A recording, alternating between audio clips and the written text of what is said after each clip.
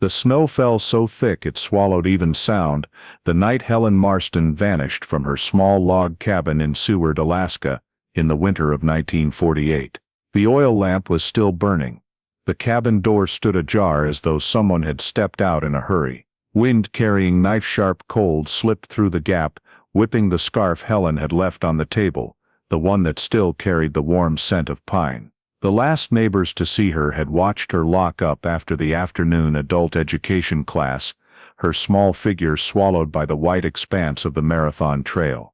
By nightfall, her cabin glowed faintly in the gray-blue of the blizzard.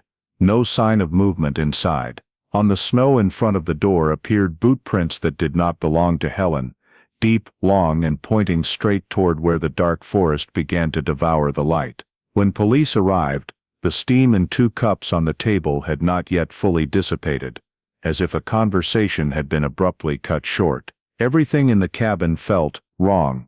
No forced entry, no sounds of struggle, only a cold emptiness that stretched from the threshold all the way to Helen's bed. And then in the hours that followed, tiny Seward sank into a chaos of suspicion, fear, and dozens of questions that went unanswered.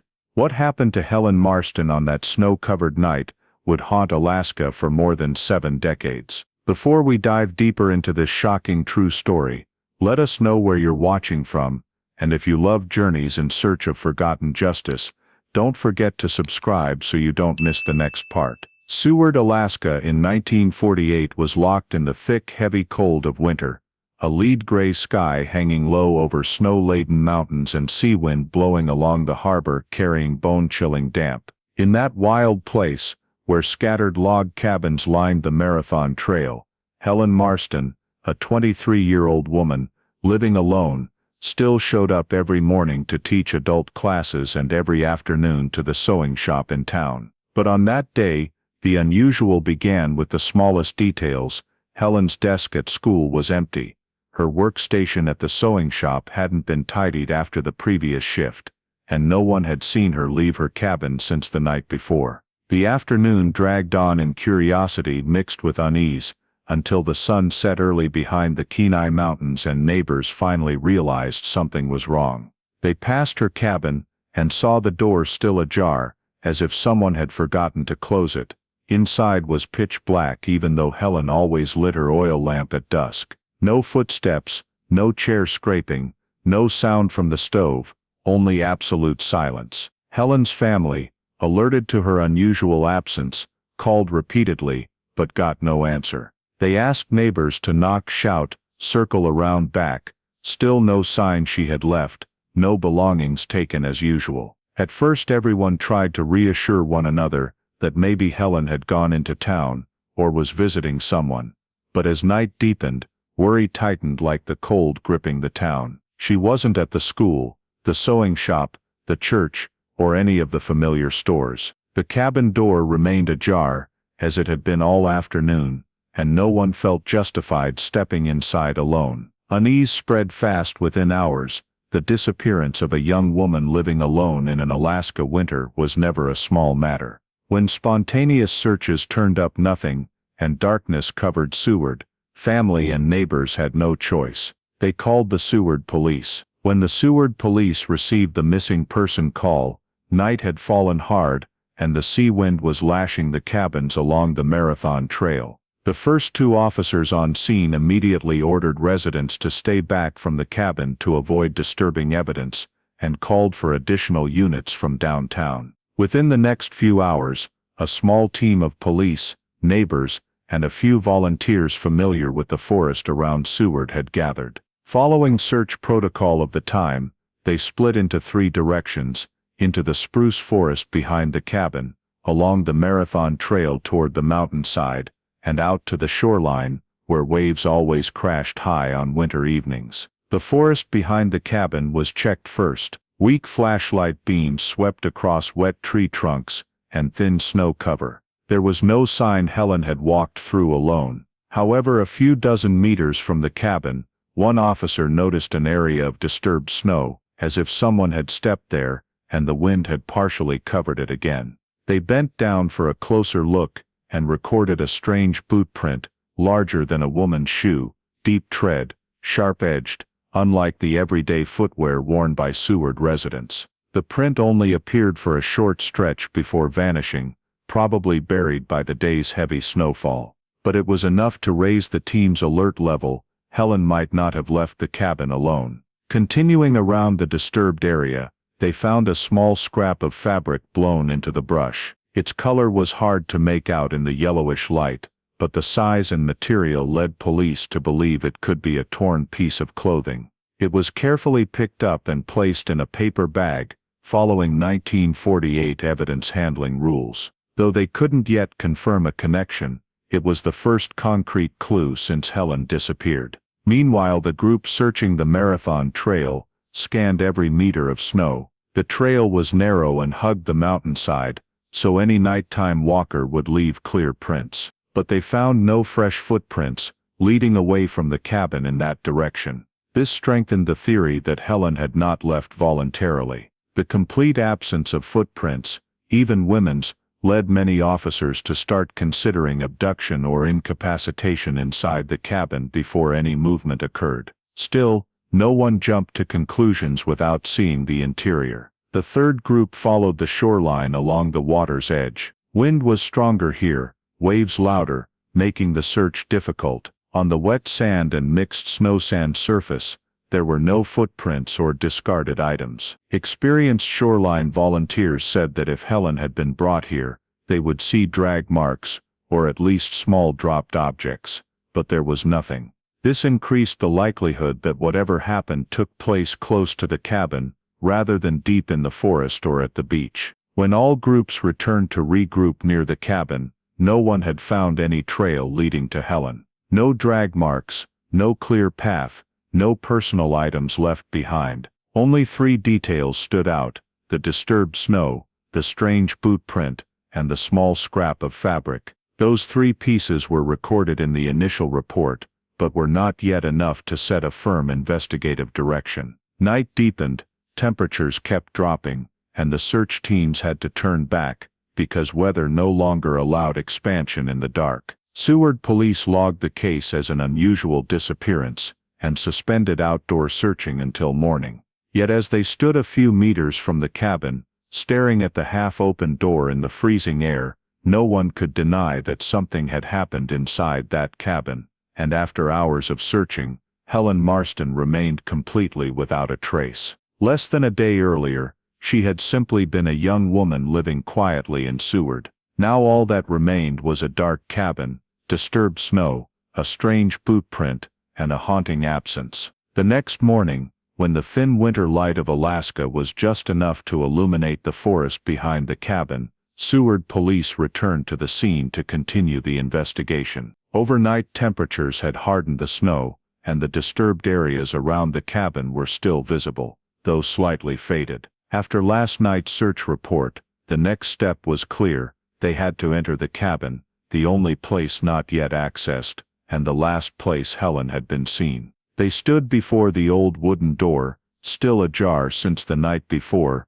blown by the wind. There were no marks of impact, prying or damaged hinges. This led the officers to an initial consensus: no signs of forced entry, meaning either Helen opened the door herself, or someone she allowed in had entered, an important detail that could not yet be explained. Before going inside, one officer noted the door's condition: snow marks, wind direction, and exact degree of opening. Details that seemed minor could matter later, especially as the disappearance began to feel increasingly unusual. When everyone was ready, two officers pushed the door open and stepped in, and within seconds, the air inside the small room grew heavy, as if the entire Alaskan winter had settled on their shoulders. Helen Marston lay motionless on the wooden floor, just a few steps from her bed. Her body position suggested resistance, or a struggle before she collapsed. Her clothing was noticeably disheveled.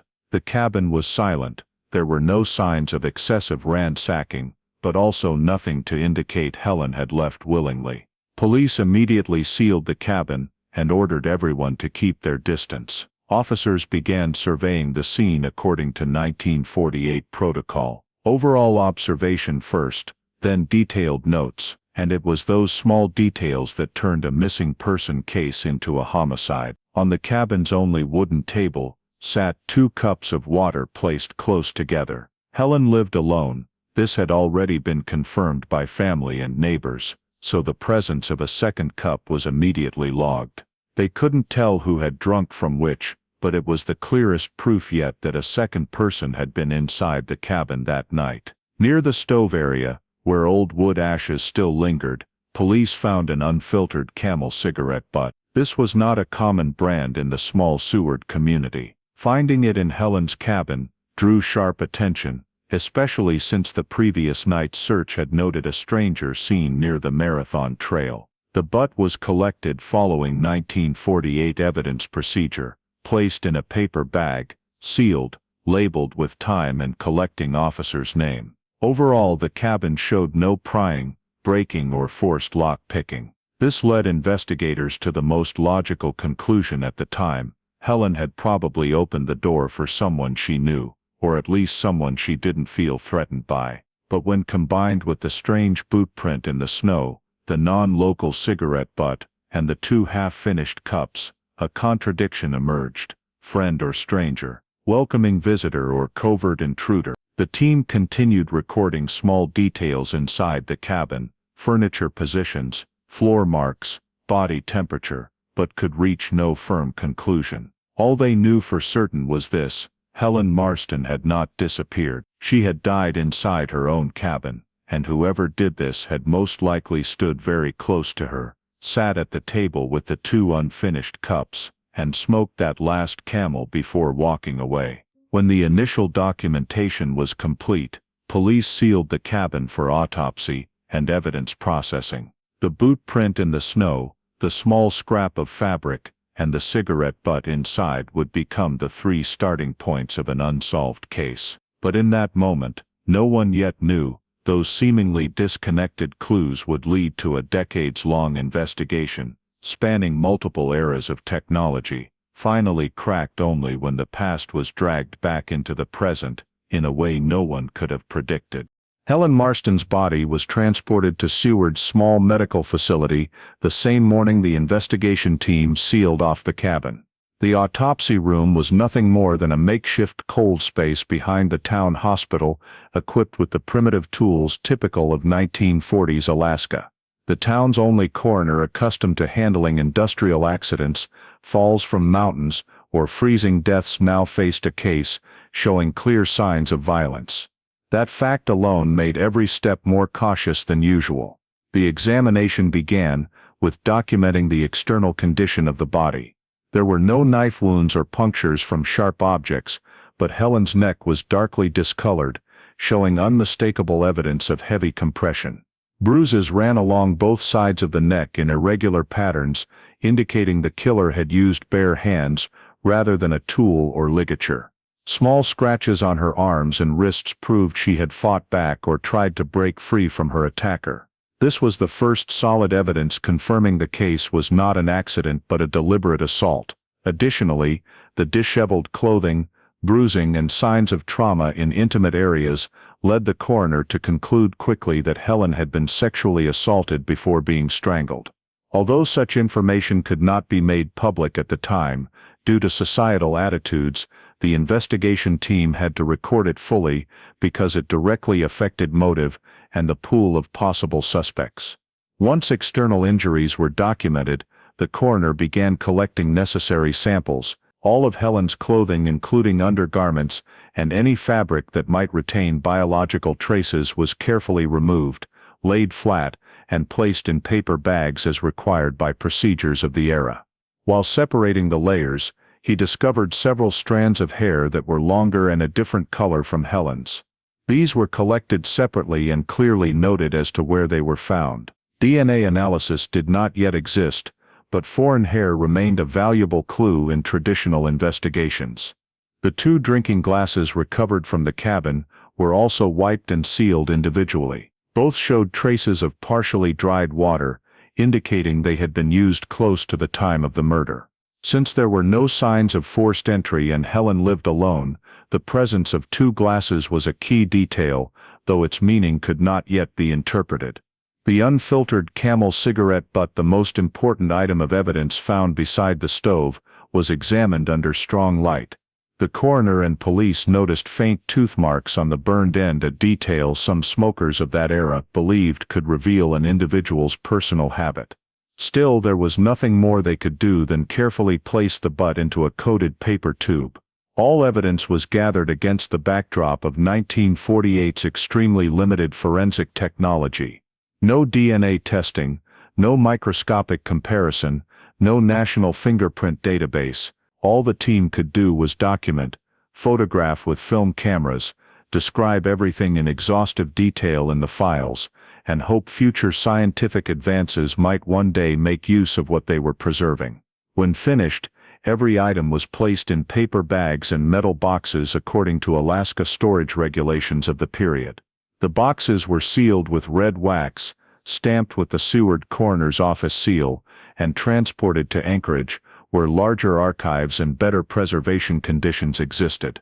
An officer recorded the chain of custody in writing, marking dates clearly to ensure the evidence trail remained unbroken. For the Seward investigation team, the autopsy provided a clearer picture of how Helen died, but brought them no closer to the killer's identity. Everything pointed to a violent act committed by a man who had very likely been inside the cabin with Helen shortly before the murder. Yet at that moment, no tool existed powerful enough to identify who that man was. The foreign hair was just hair, the cigarette butt just a butt, the traces on the glasses only the faint shadow of someone impossible to recognize. Technology could not yet help them. All that remained was the evidence box they had just sealed, waiting for a future no one knew when or if would ever arrive. Immediately after the autopsy was completed, and all evidence sealed and shipped to Anchorage, the Seward police launched the first formal stage of the investigation, screening every man who lived within the radius they believed the killer could have traveled on the night of the crime. This was standard procedure in small-town murders at the time. Seward's population was small, everyone knew one another, and any stranger would have stood out. The initial list was divided into two groups, those who lived near the cabin, and those who had regular contact with Helen.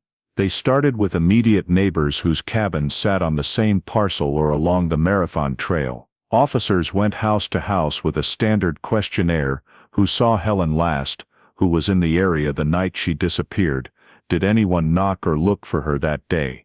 Winter weather meant most residents were indoors with doors barred before dark, so information was sparse but still allowed them to clear several people. From neighbor statements and archived records, police compiled a list of men in the vicinity: ship repairmen, railroad workers, miners, and a few warehouse laborers near the docks. Each was summoned to the station for questioning or interviewed at home, if elderly or in poor health. They were asked in detail about their movements the night Helen vanished. Several had solid alibis at home with family, on shift at the port or resting at the transportation depot. Others had shift logs confirmed by co-workers or proof they had left Seward that day. Two men, however, could not provide specific alibis. One was a railroad worker who had met Helen a few times when she dropped items at the storage shed.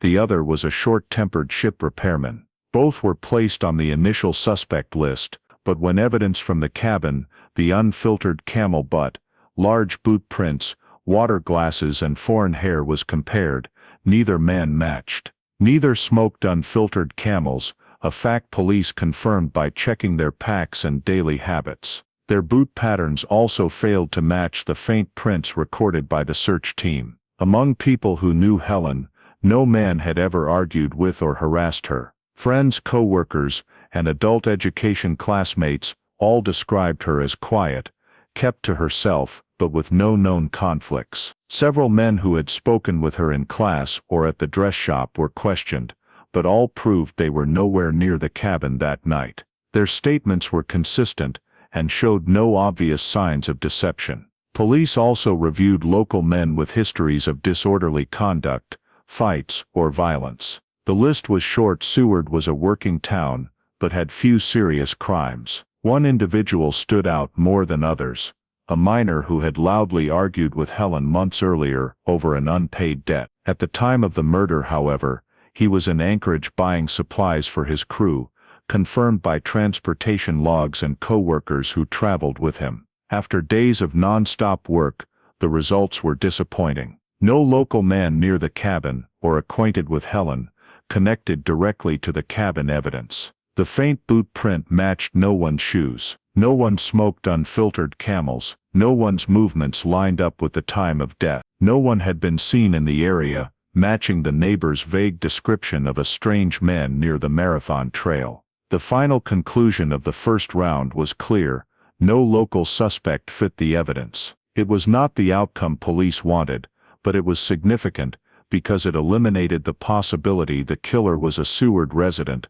something that would have reassured the community, but instead made the case far harder. The suspect pool now expanded to anyone who might have passed through or traveled the Anchorage, Seward transportation corridor. Still, police carefully noted that multiple clues, the unfiltered camel butt, unknown boot print, and small scrap of fabric, bore no characteristics of anyone living in Seward. This forced them to consider outsiders, transients, seasonal workers, or someone simply transiting through town the night Helen was killed. The next round of investigation therefore had to shift from familiar territory to a much wider, far more uncertain landscape, where the odds of finding a match to the evidence grew both harder and more remote than any theory they had pursued so far. When the sweep of every man living near Helen Marston's cabin yielded no viable suspects, Seward police were forced to widen the search beyond the town limits. The evidence, especially the unfiltered camel butt,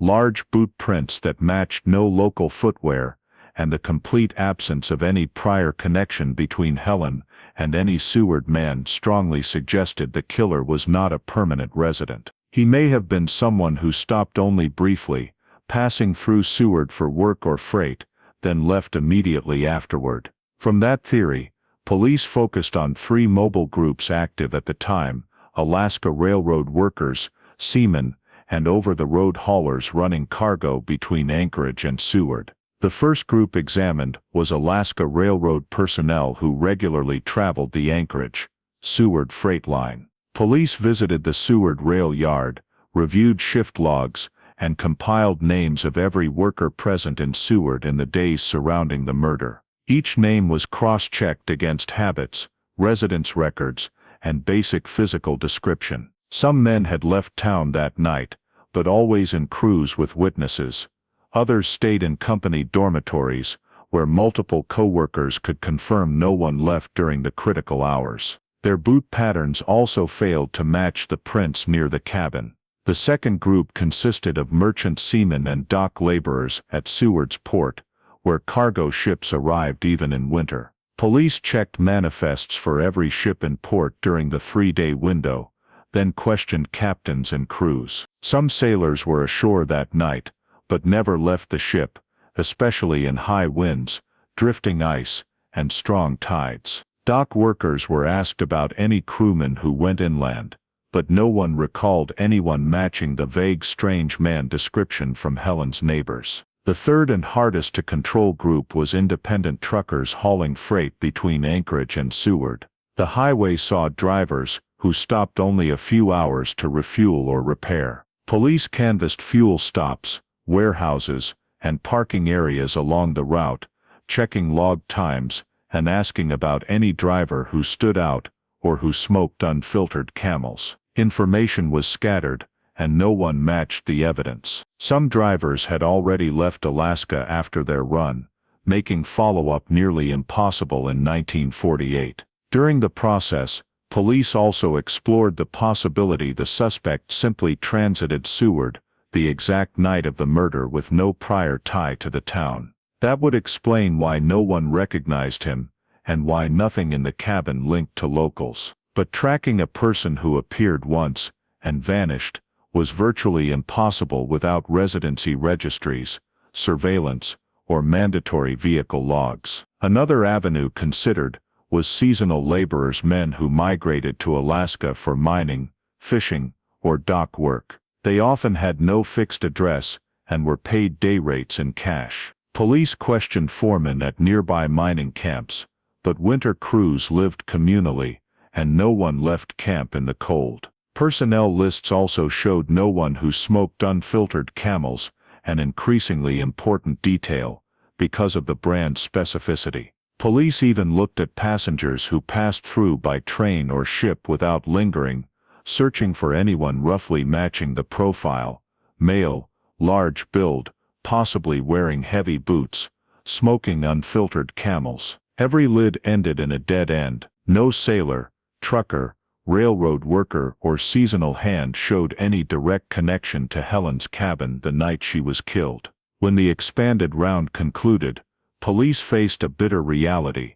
Every mobile population that could have passed through Seward had been checked, yet no one fit. The evidence remained silent, pointing to no specific identity. The case had moved from familiar territory into deeper fog, where the killer could have been anyone who came and went in Alaska's dark winter night, leaving no name, no clear trace, only a handful of fragile clues inside Helen Marston's cold cabin. The failure to find a match among traveling workers led the team to consider the suspect might not belong to any system they could screen: a drifter, a hitchhiker, or someone moving without pattern. But without verification tools, every idea remained pure theory, and the investigation began showing the first signs of stalling, even if they were not ready to admit it yet. As the investigation expanded to Anchorage and the entire transportation route, yet yielded no concrete results, the atmosphere at the Seward Police Department grew heavy. The scant initial clues, the large boot prints in the snow, the small scrap of fabric, the unfiltered Camel cigarette butt, the 2 water glasses in the cabin, had once been hoped to narrow down suspects, but in the end they matched no one in the local community or among those passing through Seward at the time. With each passing day, the chance of picking up the killer's trail grew ever slimmer.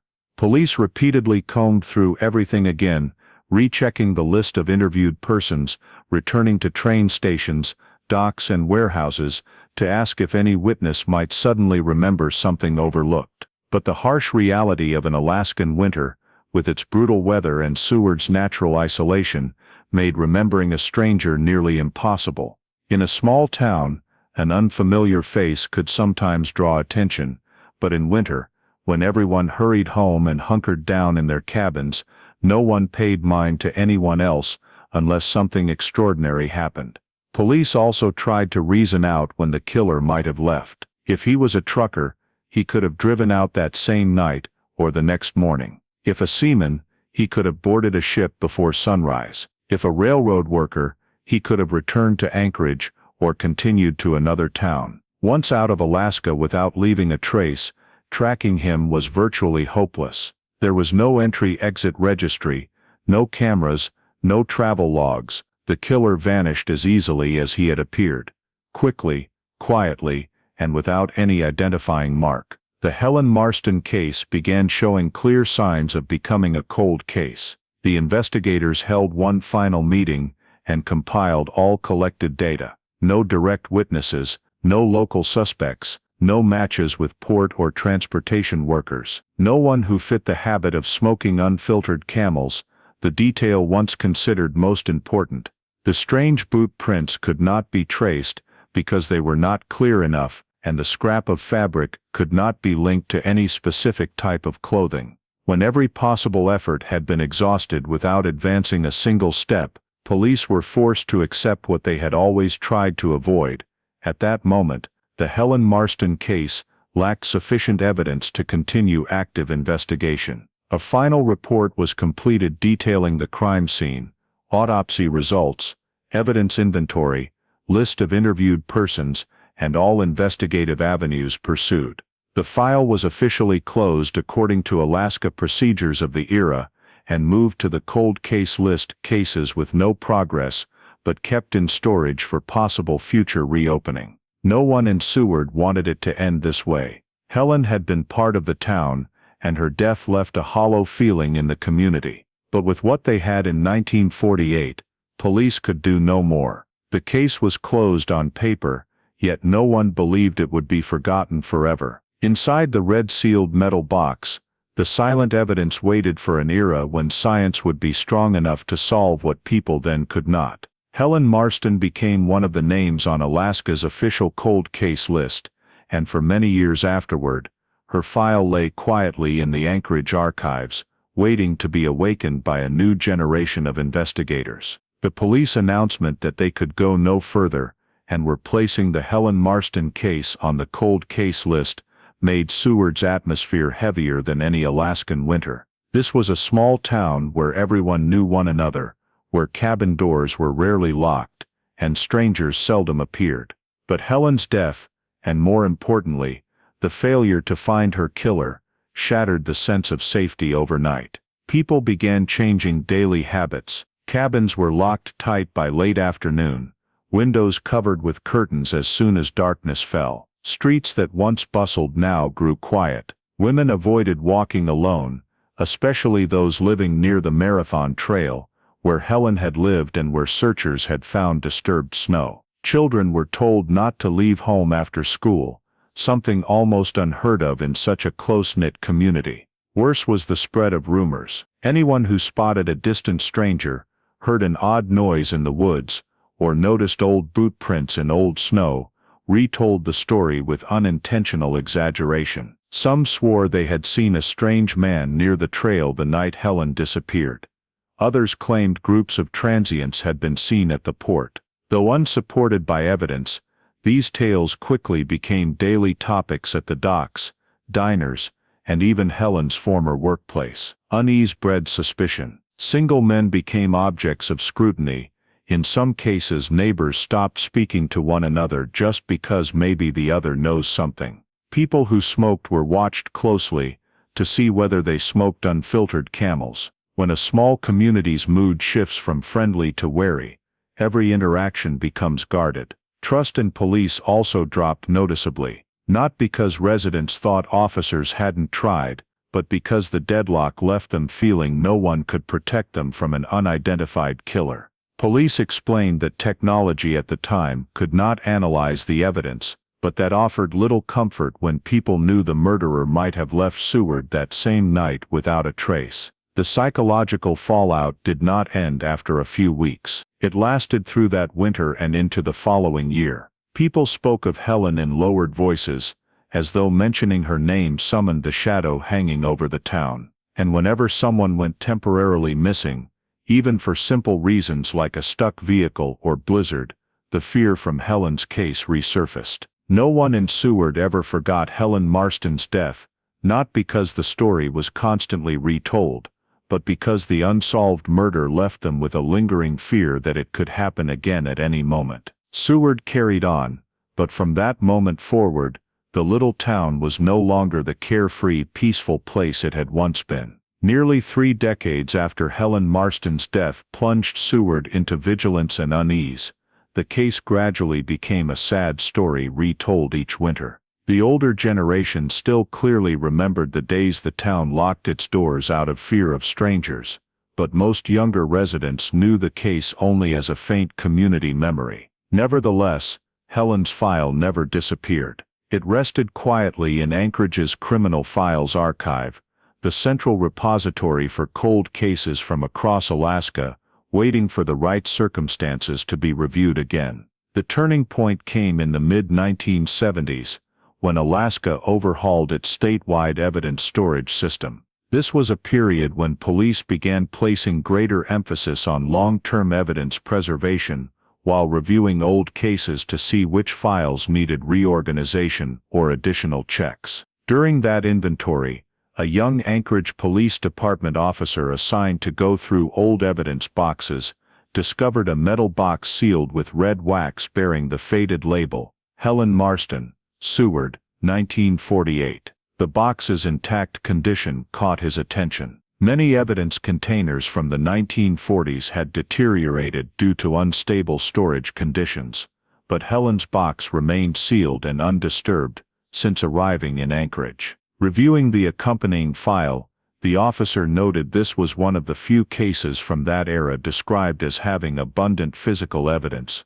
clothing, stray hairs, 2 water glasses and unfiltered Camel cigarette butts. This prompted him to recommend formally reopening the box for re-examination under the new procedures, though no one expected major breakthrough. When the seal was broken under senior investigator supervision, every item was re-documented. Surprisingly, everything was in better condition than expected. Helen's clothing remained wrapped in old-style paper, the stray hairs were still in their numbered envelopes, the 2 glasses were unbroken, and the camel butts retained their original shape, despite being brittle dryness. Each item evoked a crime scene frozen in time for almost 30 years. 1970s technology still could not analyze DNA that lay decades in the future. However, fingerprint analysis had seen modest advances since 1948. Seizing the opportunity, the team decided to do what had been impossible at the time of the murder: re-examine the glasses for fingerprints. The 2 glasses were dusted with the newest powder of the era and examined under strong light. Faint ridges appeared on the glass, not as clear as hoped, but sufficient to photograph and compare against Anchorage's fingerprint database. The results yielded no matches. This was unsurprising, since Alaska's database at the time contained only fingerprints of registered offenders, and most laborers or transients along the transportation route had never been printed. Still, the team now knew the prints existed and could be used again later. The camel butts were also re-examined under a microscope. Beyond some age-related degradation, nothing new emerged. However, the forensic technician noted that the filtered tips, the area bearing possible teeth or lip impressions, remained intact enough for better future analysis when technology improved. The evidence was re-photographed, assigned new 1970s standard inventory numbers, and placed into a more modern storage system. An internal report was written emphasizing that the 1948 evidence remained in usable condition. The fingerprints could be rechecked once the state database expanded. Biologically stained items such as clothing or hairs might hold future value as forensic science advanced further. Importantly, this re-examination was not intended to solve the case, but to assess long-term evidence viability. Though it produced no breakthrough, it ensured Helen Marston's file would not be lost or forgotten in some cold storage corner. Instead, it was returned to secure storage and flagged for priority retention, a seemingly minor decision that would decades later prove why the case could still be reopened. At the time, no one on the team imagined this routine task would become a crucial piece of the future puzzle. Because even though the 1970s review produced no investigative progress, re-examining the evidence confirmed one key truth: the Helen Marston murder was still solvable, if science ever became advanced enough to speak for evidence that had remained silent for nearly 30 years.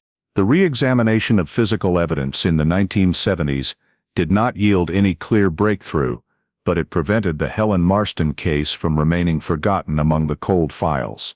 By the end of that decade, as Alaska began building more modern investigative foundations, a group of younger investigators noticed that the 1948 case contained numerous irregularities and deserved a fresh look from a new perspective.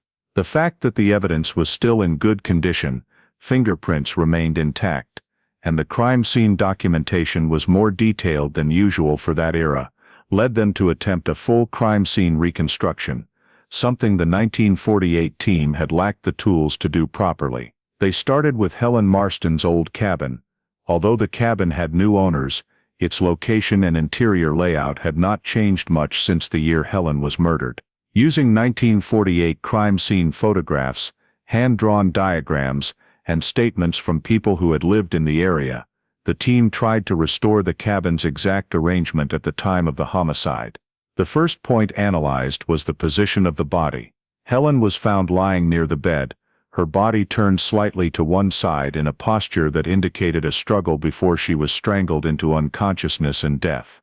Investigators recreated the orientation of the body, calculating the angle of the head and shoulders to determine the direction of the attack. That posture matched the hypothesis that the killer had approached from the front, or from Helen's right side, meaning the perpetrator was inside the cabin with her when the conflict or attack began. This reinforced the earlier conclusion: Helen was not assaulted outside and then dragged in. Everything happened inside her living space. Next, the investigators focused on the condition of the cabin door. The 1948 crime scene showed no signs of forced entry, picking the lock, or any violence to the door itself. This was critical. If the killer did not use force to enter, only two possibilities remained. One, Helen opened the door for him herself, suggesting some level of trust or acquaintance. Two, the killer found a way in without breaking anything, for example if the door was unlocked or only ajar. Yet crime scene photos showed that Helen habitually secured the door with an interior wooden latch before going to sleep, a habit neighbors confirmed. So why was the door found slightly open that night? While reviewing the old records, the team noticed an interesting contradiction. Neighbors described Helen as extremely cautious, especially in winter, because strong winds could blow snow inside if the door was not properly closed. Yet the door was ajar when they arrived the next morning, indicating someone had left in a hurry after the murder. This made it less likely that Helen had voluntarily let in someone she knew, because a known person would not have fled leaving the door open like that. One investigator raised a third possibility that had received little attention in 1948. The killer was a transient, not a local, and Helen did not know him. Helen's cabin was not far from the Marathon Trail, where many railroad workers and haulers passed through. The killer may have approached the cabin pretending to ask for directions, help, or temporary shelter. Helen, described by co-workers as a kind person, might have let him in without suspicion. This scenario fit the lack of forced entry, while explaining why Helen had no close relationship with any local suspect. The team then turned to the two water glasses. This was a key detail. Although the exact time they were used could not be determined, photographs showed both glasses still contained partially dried water. That meant Helen and the other person had been drinking shortly before the murder. Notably, the glasses showed no signs of being knocked over or broken, meaning Helen was not attacked by surprise while holding one. She may have sat at the table talking with the killer, and the assault occurred afterward, once he gained the upper hand. Once again, this indicated the killer entered under non-threatening circumstances. Next, investigators re-evaluated the unfiltered Camel cigarette butt. That brand was not popular among Seward residents. During those years, however, unfiltered Camels were common among railroad workers, long-haul drivers, and sailors. It was not strong enough evidence to identify anyone, but it supported the theory that the killer belonged to the constantly traveling labor class rather than long-term Seward residents. Finally, the investigators re-examined the small scrap of fabric recovered outside the cabin. Although technology at the time could not identify the material, they noted it differed from the fabrics Helen typically wore. This suggested it belonged to the killer, possibly torn during the struggle. Though the clue was not conclusive, it still pointed to the suspect's physical presence outside the cabin, either before or after the attack. When all the data were compiled, the new generation team arrived at several important conclusions. The killer was inside the cabin when the murder began. Helen almost certainly did not invite in someone she knew. The killer entered without force, possibly by exploiting Helen's trusting nature, or giving a reason that made her open the door. The physical evidence matched the lifestyle of a highly mobile worker, a transient. Leaving the cabin with the door ajar indicated the killer fled hastily, was unfamiliar with the Seward area, and wanted to avoid detection. Even so, the reconstruction could only take them this far. Without DNA technology, biometric identification systems, or new witnesses, the team could not go further. Unlike the 1948 investigators, however, they now had one crucial belief: the evidence was still in good enough condition for future investigation. That led them to create a more detailed case file, reorganize the evidence to modern standards, and classify the case as a cold case, with potential for reopening, something that had never before been applied to Helen's murder. No one knew that the conclusions drawn from this reconstruction would become the foundation, decades later, for DNA and forensic genealogy, to finally provide an answer in the Helen Marston case. By the 1990s, forensic science entered a period of profound change. DNA technology, still very new at the end of the 1980s, was becoming a major investigative tool across the United States. Many states, including Alaska, began reviewing cold cases that contained biological evidence, clothing, hair, blood, epithelial cells, to see whether DNA could be extracted. The Helen Marston case was placed on the priority list, not only because of its severity, but also because its 1948 evidence was unusually well preserved compared with other cases from the same era. Thanks to the evidence box that had remained sealed for over 40 years, forensic technicians could access samples that previous generations had only been able to observe with the naked eye. In particular, Helen's brassiere, collected immediately after the autopsy, was considered the item most likely to contain the suspect's DNA. With maximum caution, technicians opened the paper wrapping and separated sections of fabric to collect any remaining epithelial cells. Under 1990s technology, extracting DNA from old partially degraded samples was extremely difficult. Many other archived cases could not be analyzed due to biological deterioration over time. With Helen's evidence, however, the team unexpectedly obtained a quantity of male DNA, albeit incomplete. For the first time in over half a century, the case had completely new data, something unimaginable in 1948. DNA analysis at that time was still limited, focusing mainly on basic STR short tandem repeats. The sample extracted from Helen's evidence was fragmented, as expected after 40 years,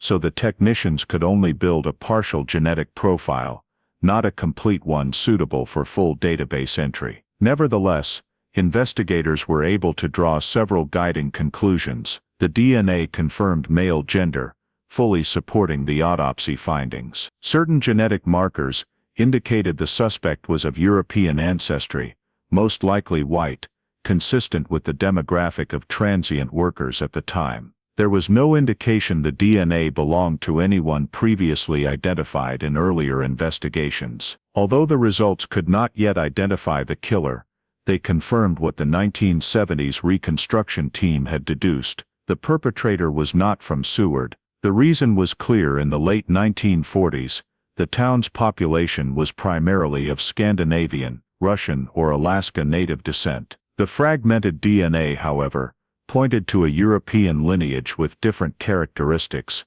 possibly from southern states, or the Midwest, regions that supplied many seasonal transport and railroad workers to Alaska. When the DNA profile was entered into the early CODIS system, faint hope was rekindled. At that time, however, CODIS contained only a small number of profiles from convicted or arrested individuals in the U.S. Freelance laborers, sailors, and long-haul drivers, the group's investigators suspected, were almost entirely absent from the database. No matches were found, although the case remained unsolved. The fragmented DNA results changed its status. If in the 1970s investigators could only vaguely hope the evidence might be useful someday, by the 1990s that hope had become reality. Forensic technicians confirmed that the DNA sample, though incomplete, still had enough integrity for deeper analysis as technology advanced. They recommended preserving the evidence under new standards, separating each sample, sealing it in acid-free bags, and storing it in a temperature-controlled environment. More importantly, the Helen Marston case was once again placed on the potentially solvable cold case list, thanks to the male DNA extracted after more than 4 decades. Investigators of the time noted in their report, the DNA sample is capable of expanded analysis when future technology permits. Evidence should be maintained in long-term storage. No suspect, no identity, no breakthrough yet. But unlike previous decades, the case now had a piece that modern forensic science could continue to exploit as the world changed. And that very fragment of DNA, which at first seemed too faint to make a difference, would become the critical starting point for the forensic genealogy breakthrough, more than 2 decades later. At the time, no one could foresee the importance of that tiny piece of evidence. But it marked a key truth.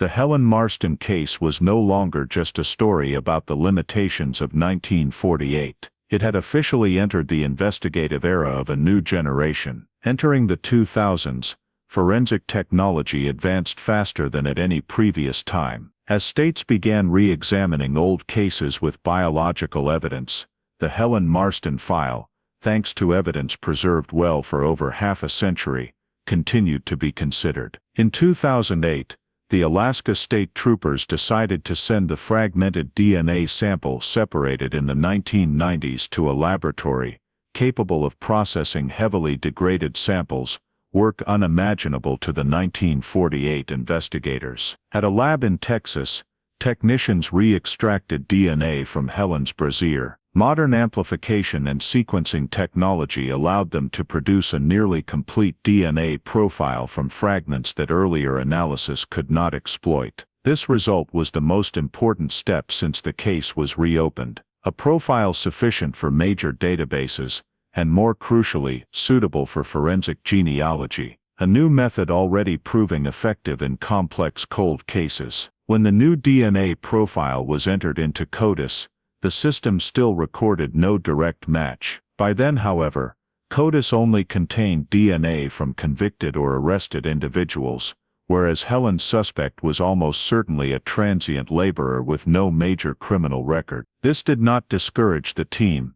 They knew forensic genealogy was the real path forward. The suspect's DNA was uploaded to public genealogy databases, where millions of people had voluntarily submitted samples to find relatives. After weeks of analysis, genealogy experts identified a network of low-level DNA matches, indicative of distant rather than close relatives. This was exactly the pattern seen in decades-old cold cases. The genealogy team began building family trees from these scattered clues. They compiled data from birth and death records, census reports, military registrations, and immigration documents to examine branches related to the partial matches. The work lasted many months, as each genetic connection could open an entirely new family branch. After screening dozens of names, however, one surname emerged with the most consistent genetic matches: the Hudson family. The Hudson family had branches scattered across the western and central United States. What made them the focus was not only the DNA data but also occupational history.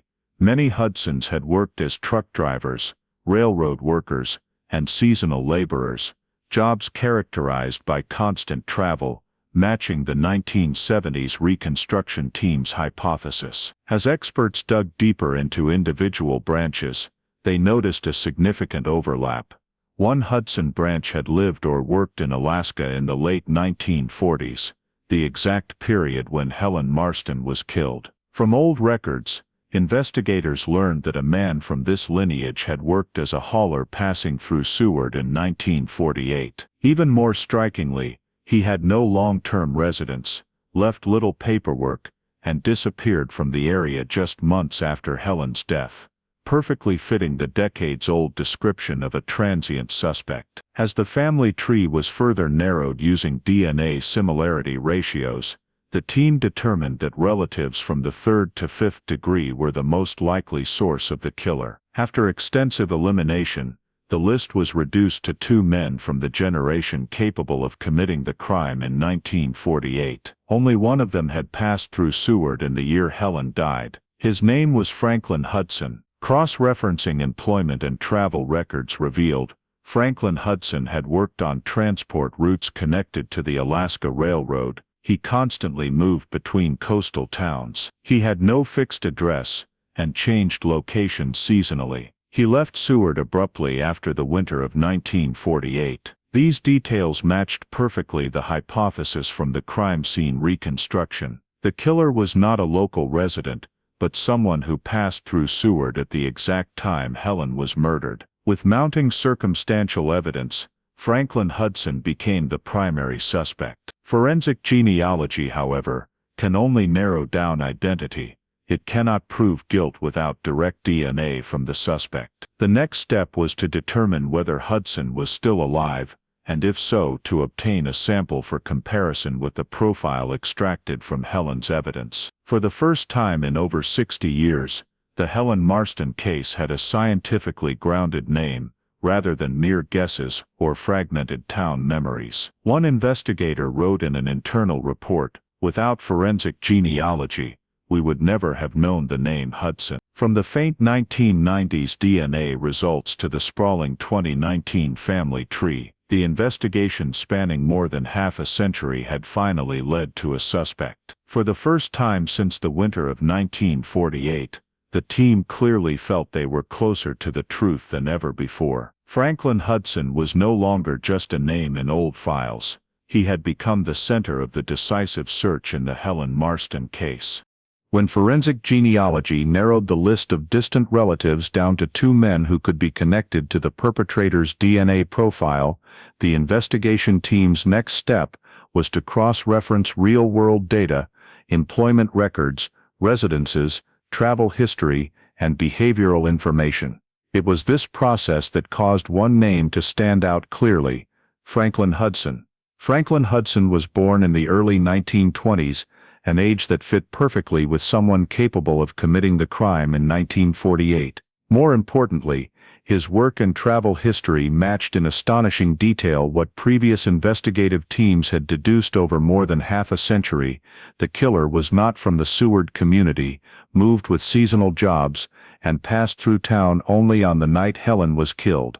Employment records kept by the Alaska Railroad and a coastal shipping company show that Hudson worked short-term shifts in Seward in late 1948. He was part of the longshoreman crew, assisting with warehouse operations and moving containers from the port to the rail line heading to Anchorage. These were high-turnover jobs with constant movement of workers and rarely any clear record of residence. Notably, Hudson disappeared from the payroll just weeks later, right around the time Helen was murdered. This data aligned perfectly with the transient suspect profile that investigators had hypothesized since the 1970s, someone who came to town briefly, entered the victim's cabin, committed the crime, and left. The location of Helen's cabin, near the Marathon Trail, a route frequently used by workers and drivers, only strengthened this possibility. To dig deeper, the team examined Hudson's records after 1948.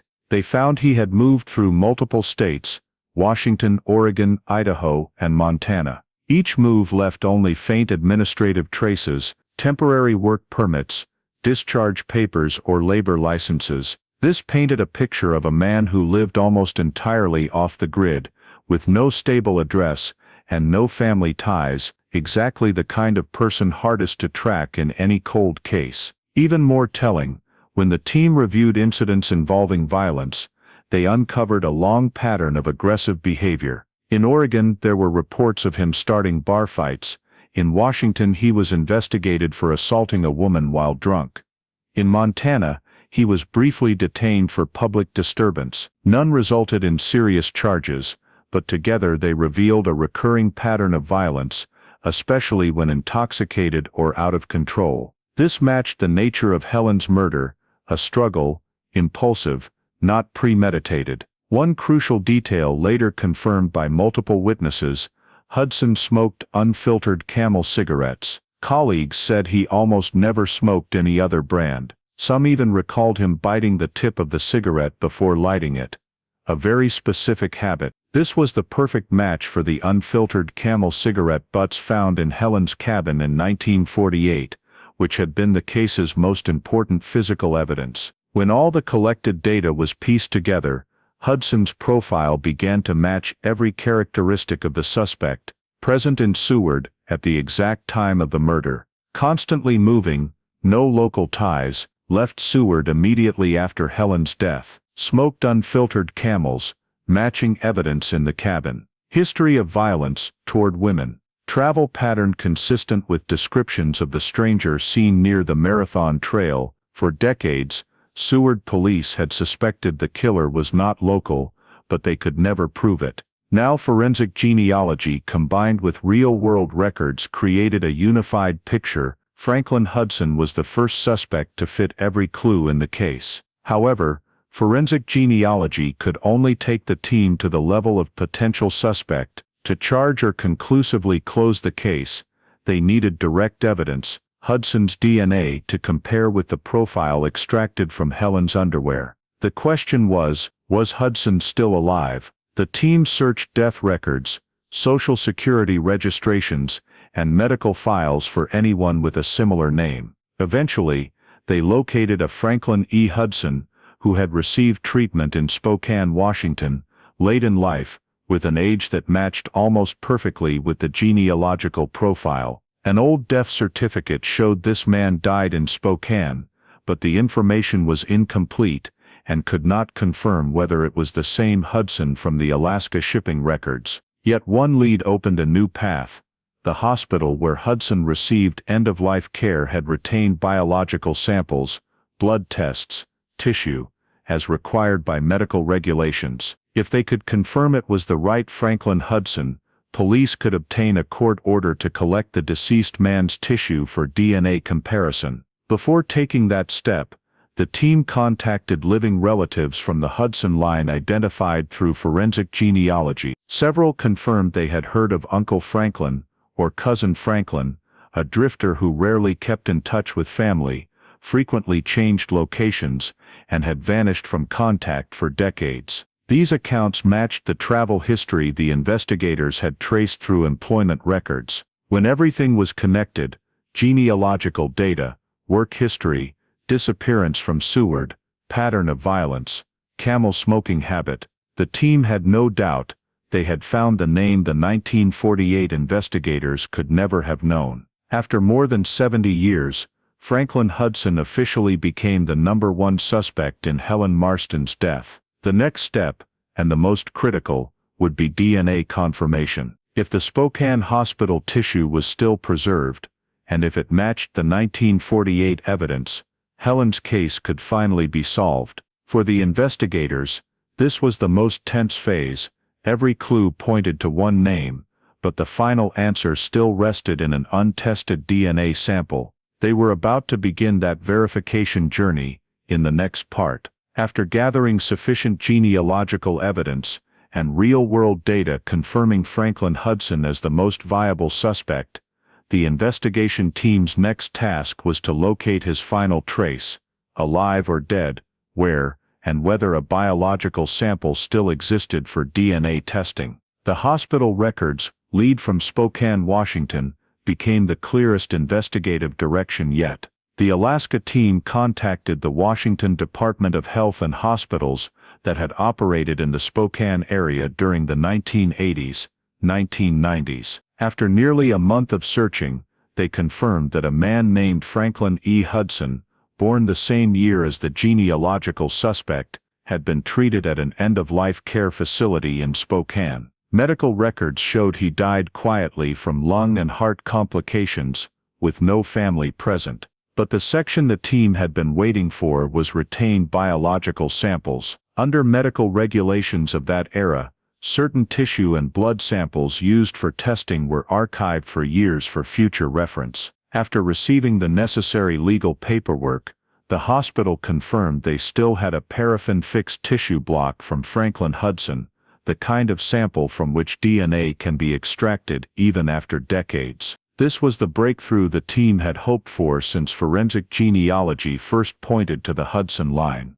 To confirm the deceased man was indeed the Franklin Hudson connected to Alaska, investigators traveled to Washington, accessed the hospital files, and compared physical descriptions and personal details. The records matched everything they had collected: tall and broad-shouldered build, history of heavy labor, declining health due to heavy smoking, and especially, in the lifestyle section, the doctor had noted, smoking, Camel unfiltered, 1-2 packs day. This was no longer coincidence. This was the final piece of the suspect profile. Once legal permission was granted to take the sample, a forensic technician cut a thin section of the paraffin block, sealed it, and immediately shipped it to the Alaska Crime Lab, under strict temperature-controlled conditions. With experience handling decades-old samples, the lab began the extraction process they had perfected in other cold cases: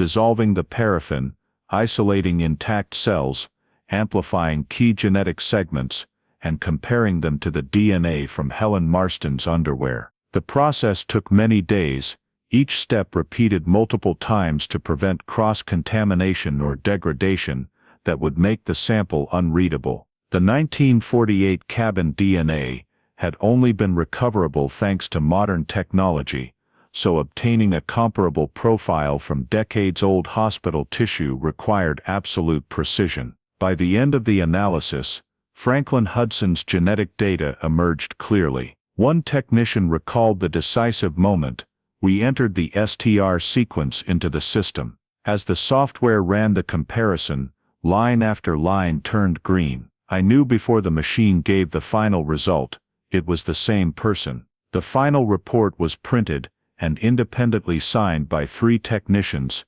Franklin Hudson's DNA was a 100% match with the male DNA recovered from Helen Marston's underwear. A decades-old, fragmented, degraded DNA profile, once thought useless, had finally found its match, tying the entire case together after more than 7 decades. When Alaska State Troopers received the official results, they immediately traveled to Washington to complete identity verification procedures. Since Hudson was deceased, confrontation no longer meant direct questioning, but the meeting with the care facility manager was treated as the final confrontation between truth and decades of assumptions. Staff confirmed Hudson lived in extreme isolation, rarely spoke, and had no visitors. He chain-smoked unfiltered Camels, complained of nightmares, and occasionally made fragmented statements that nurses recorded. He said he had done something terrible in the past,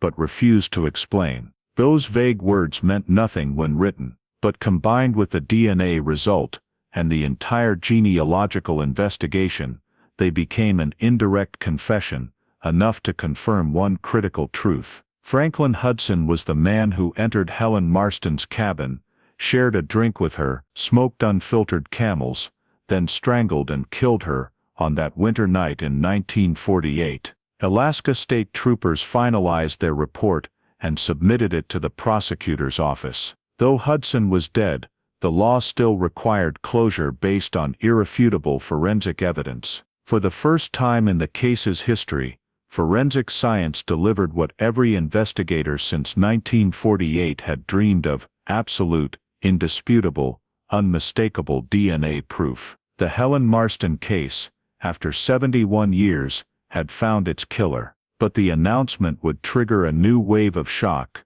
from the Seward community to the families who lived through that era of fear. That would be the story of the next part. The absolute DNA match between Franklin Hudson and the sample from Helen Marston's underwear moved the case into its most significant legal phase since 1948. Even though Hudson had been dead for years, Alaska's criminal justice system still had to follow full procedure to officially close the case, eliminate any doubt, and ensure transparency. Immediately after the lab confirmed the 100% match, Seward police forwarded the complete report to the Alaska State Prosecutor's office. The prosecutor required the mandatory procedural step, obtaining an arrest warrant for Franklin Hudson. Though legally symbolic, it was necessary to move the file from no identified suspect to case with suspect, confirmed by biological evidence. The Anchorage court reviewed the evidence,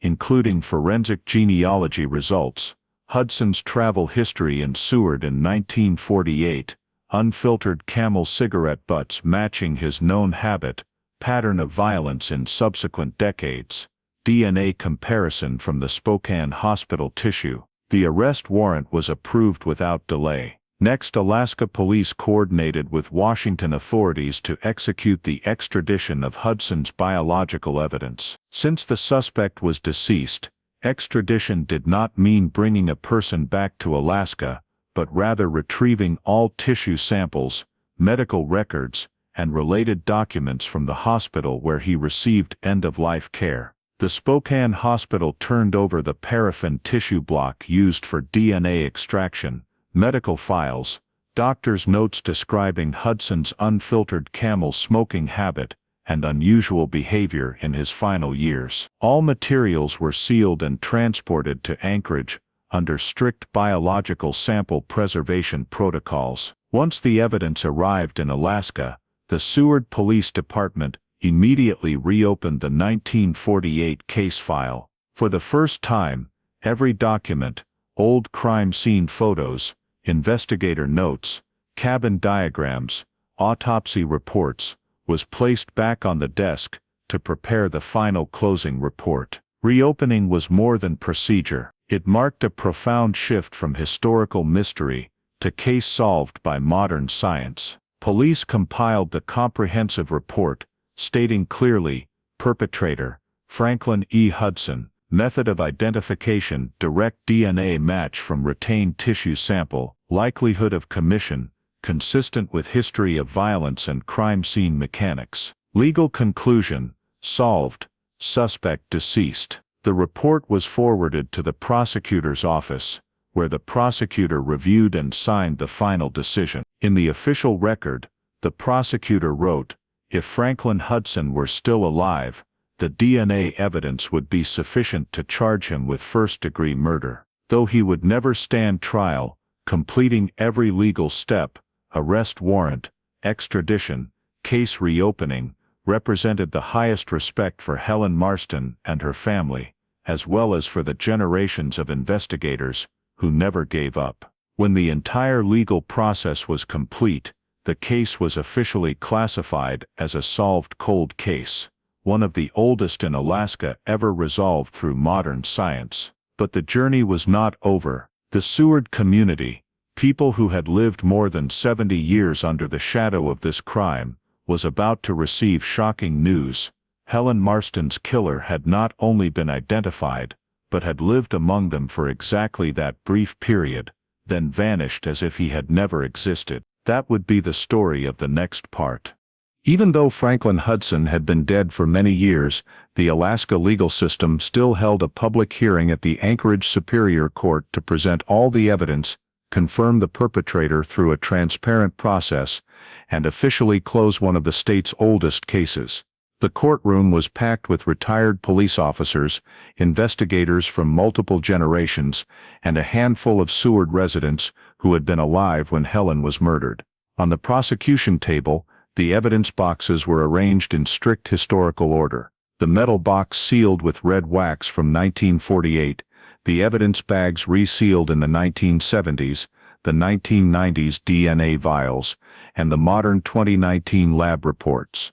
Each item was projected onto the large screens: Helen's bra, the 2 water glasses from the cabin, the Camel unfiltered cigarette butts, the unknown hairs, the small scrap of fabric found under the snow, wartime flash photographs of the old cabin, and the original 1948 investigator's handwritten report. The atmosphere grew heavy when the prosecutor stressed that every single one of those items had been preserved intact for over 70 years, and it was that very integrity that allowed modern technology to finally solve the case. The prosecutor began with the chain of custody, proving there had been no break whatsoever in more than 7 decades. In 1948, the evidence was collected, sealed with red wax, and placed in the Anchorage vault. In the 1970s, the storage system was overhauled. Helen's boxes were located, opened for inspection, photographed and resealed to the new standard. In the 1990s, technicians first extracted fragmented DNA from Helen's bra and stored the samples in specialized vials. Between 2008 and 2019, those samples were sent to an advanced lab in Texas, where scientists rebuilt an almost complete DNA profile and uploaded it to genetic genealogy databases. Once the Hudson family was identified, Franklin Hudson emerged as the prime suspect, and his preserved tissue from a Spokane hospital was located, sealed, flown back to Alaska, and compared. The prosecutor made clear that every single transfer bore signatures, seal numbers, and paperwork meeting modern forensic standards. After the chain of custody portion, the prosecutor moved to the scientific evidence, the part the entire courtroom had been waiting for. On the screen appeared 2 DNA strands of DNA, one from Helen's bra, one from the Spokane hospital tissue. Every STR marker matched perfectly. The forensic expert explained that the probability of two unrelated people matching at this level was effectively zero. That meant the person who left DNA on Helen in 1948 and Franklin Hudson were the same biological individual. The courtroom fell completely silent when the prosecutor said those words. After the DNA, the prosecutor returned to another key item, the two water glasses in the cabin, bearing faint fingerprints proving two people had used them. One print belonged to Helen, the second was too degraded for a full profile, but the placement of the glasses and Helen's body position clearly showed the killer had been inside the cabin before the attack. This supported the behavioral pattern. Helen was not dragged in from outside. She had opened the door for the killer, possibly because she believed he was only asking for water, directions, or some other innocent reason. The prosecutor then presented the Camel unfiltered cigarette butts, evidence dismissed as meaningless in 1948. Today they perfectly matched Franklin Hudson's Spokane hospital record, smoking Camel unfiltered, daily. A zoomed-in photo of the filter appeared on screen, and the prosecutor pointed out that in 1948, Seward very few people smoked unfiltered Camels, and they were almost exclusively transient transport workers. This tied Hudson to Helen's cabin not only by DNA, but by personal habit. Next, the prosecutor summarized Hudson's movements.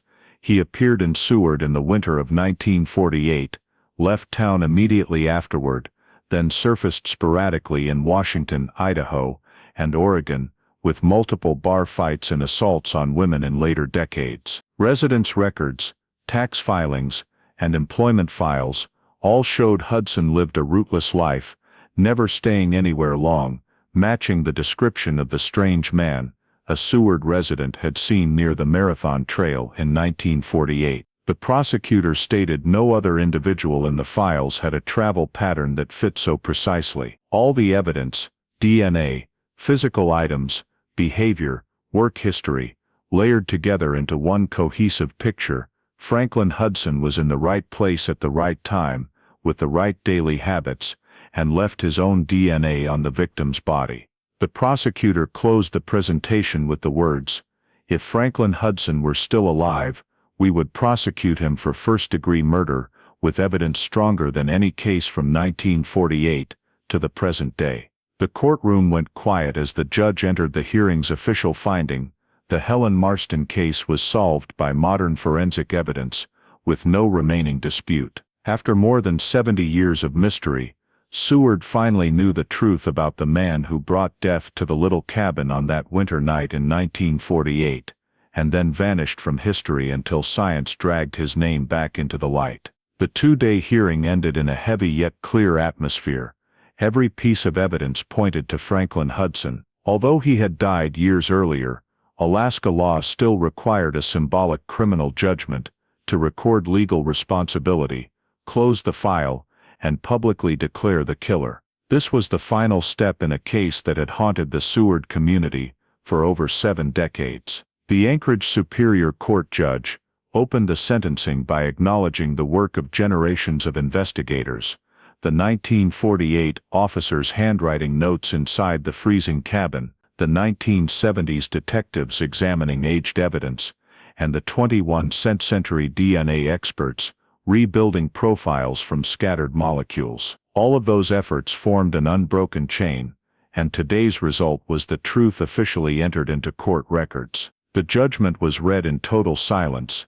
Based on the physical, forensic, and biographical evidence presented, the state of Alaska court finds that Franklin E. Hudson murdered Helen Marston in the winter of 1948. Had he been tried while alive, the defendant would have received life imprisonment, plus an additional 20 years for sexual assault and unlawful entry. This is the sentence Alaska law would impose for the proven level of criminality. Even though the sentence was symbolic, every word carried special weight. Everyone in the courtroom understood this was not mere procedure. It was the final acknowledgement that Helen Marston, a young woman living alone in a small cabin on the edge of Seward, did not simply disappear into meaningless history. Her case had been thoroughly examined, and her killer had been exposed by science and justice. Helen's distant relatives, from later generations who had never met her, sat in the front row as if carrying the duty of their ancestors. One of them cried when the judge said Helen had waited more than 70 years for the truth.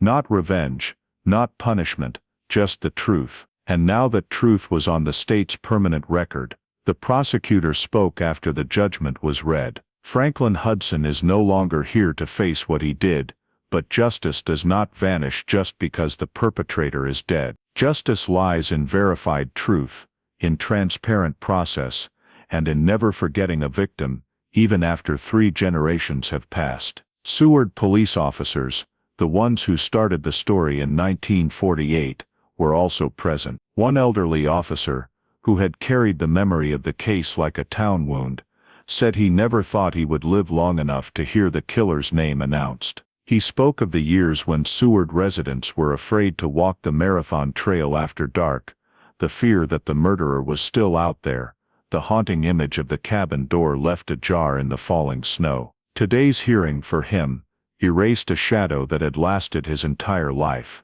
When the judge declared the case officially closed, the entire room seemed to exhale. The prosecutor handed the fully verified case file to the state archives for the first time, stamped "solved" in red. Every item, from the camel butts to the tiny scrap of cloth outside the cabin, was resealed, recoded, and moved to permanent storage. Not to be opened again, but to remain part of Alaska legal history. The judge concluded the hearing with these words: "We cannot change the past, but we can restore its integrity." Today the truth has been recorded, and Helen Marston has finally received justice. The symbolic sentence of life plus 20 years, though unenforceable, was a declaration that Hudson's brutality would never be minimized. And for the Seward community, the lesson of this hearing went beyond law. It was proof that no case, no matter how long it slept in the ice of time, is ever truly forgotten, as long as one generation of investigators is willing to look back. The Helen Marston case, after more than 70 years of anguish, was officially closed, not in silence, but in the light of justice. When the trial ended, and the symbolic sentence against Franklin Hudson was announced, the Alaska investigative team entered the final critical phase, a complete review of the methods that cracked one of the longest cold cases in state history. For them, this was not only a legal victory, but a profound lesson in persistence, the importance of evidence preservation, and the power of modern forensic technology. The first and most critical point emphasized was the 71-year preservation of evidence. Without the red wax-sealed metal box from 1948, the resealed bags of the 1970s,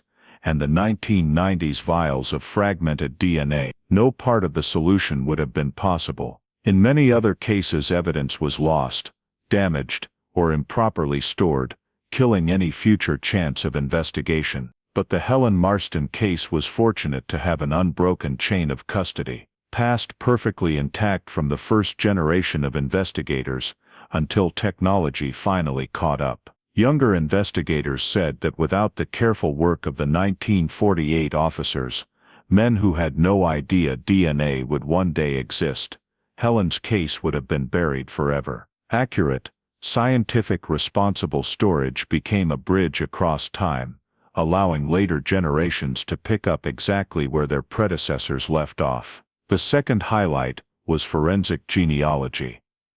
The technology that provided the decisive breakthrough. No 25th century investigator could have imagined that a stranger's DNA profile, uploaded to a genealogy site to find distant relatives, would become the key to unlocking 1948. That technology allowed the team to trace the Hudson family across multiple states and ultimately identify Franklin Hudson as the only viable suspect. The lead investigator wrote in the final report, "Without forensic genealogy, we would only have known the killer was not local, but we would never have known who he was." Forensic genealogy did not merely find distant cousins, it narrowed thousands of possibilities down to one single individual. The combination of genealogy data, ancient DNA, and old residence records created an investigative method that did not exist for most of the 20th century. The final point mentioned was the case's special place in Alaska history.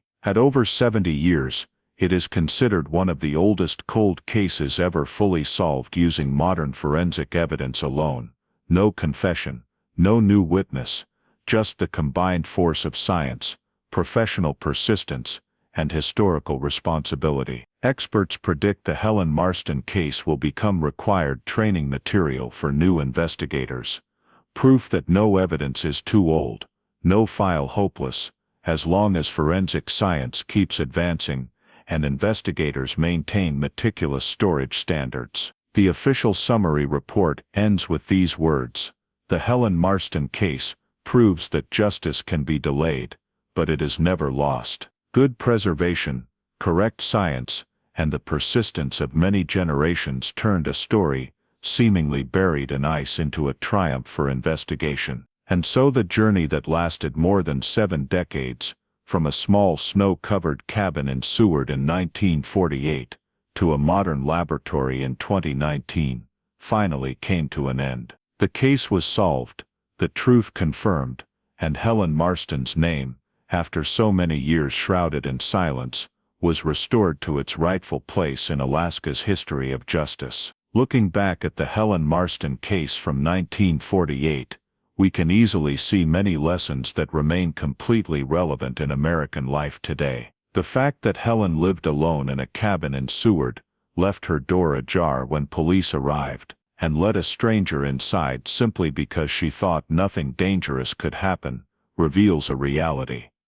Many people in modern American society still underestimate risk from interactions that seem harmless. Current safety reports show opportunistic crime remains common, especially in remote areas, small towns, or places with little community oversight. Helen opening her door to the transient Franklin Hudson is a powerful reminder that unverified trust is the biggest hole in personal safety. The second lesson comes from the investigation itself.